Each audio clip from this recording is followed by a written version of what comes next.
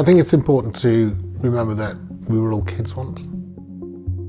When kids know that they can open up to you, they will talk to you. Sometimes kids just want to be heard. I'm very good at reading people because I hid away for so long. Being a member of the LGBTQ, kids see honesty. So if you're not hiding behind a veil, they're more likely to open up to you. That's so important, and I think that's where lived experience can make a massive difference to kids, just to take the next step for themselves. He is a very open person. He makes me not feel judged.